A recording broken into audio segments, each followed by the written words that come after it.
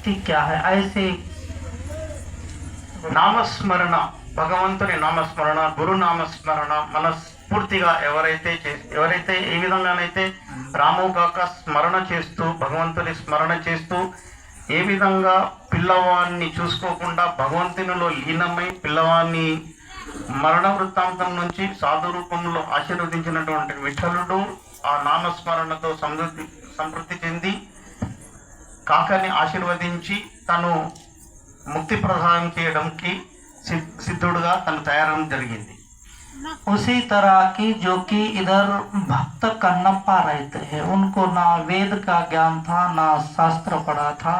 मगर आत्मा से पूजा उन परमेश्वर को, ईश्वर को, जो कि आज उनकी लीला अमर है. ఈ విధంగానే మన తెలుగు రాష్ట్రాల్లో ఉన్నటువంటి శ్రీ కాళహస్తిలో ఉన్నటువంటి భక్త కన్నప్ప అలాగే తను ఏ జ్ఞానం లేకుండా, చదువు లేదు, తనకు ఏం లేదో, ఒక వేటగాడు రూపంలో వేటగాడి జన్మమెత్తినటువంటి సేమ్ ఆ విధమైన కన్నప్ప కూడా శివుని ధ్యానములో లీనమై, శివుని యొక్క అపారమైన భక్తిలో లీనమై ఆ విధంగానే తను సేవలు చేసుకొని అతను ఈరోజు భక్త కన్నప్పగా ఒక శాశ్వతమైనటువంటి భూమండలంపై ఒక భక్తునికి భగవంతుడు ఏ విధంగా ఆశీర్వదించాడు, భగవంతుడు భక్తుణ్ణి భగవంతునిగా చేసినటువంటి రూపం ఇతివృత్తాంతం మనకు ఈ తెలుగు రాష్ట్రాల్లో మనం చూస్తూనే ఉన్నాం. इसीलिए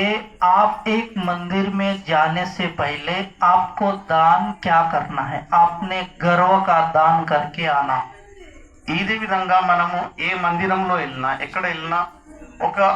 ఒక వ్యక్తి కానీ ఎవరికైనా ఒక దానము, మన మనసు కనిపించినంత దాన ధర్మం చేసి మన ఆత్మ సాక్షాత్కారానికి, ఆత్మ సంతృప్తికి, పరమాత్మకి మనము సంతృప్తి చేయాల్సిందిగా గురుదేవుల ఆశీర్వాదము. ये सब ध्यान में रखते हुए आप नाम की शक्ति को स्मरण करें और डेली 5 मिनट तो भी ध्यान करें, क्योंकि अपने लिए नहीं, आपके प्रयोजन. इतने कितने जन्म बीत गए, जन्म तुम्हारे लेके माधव, जन्म तुम्हारे लेके.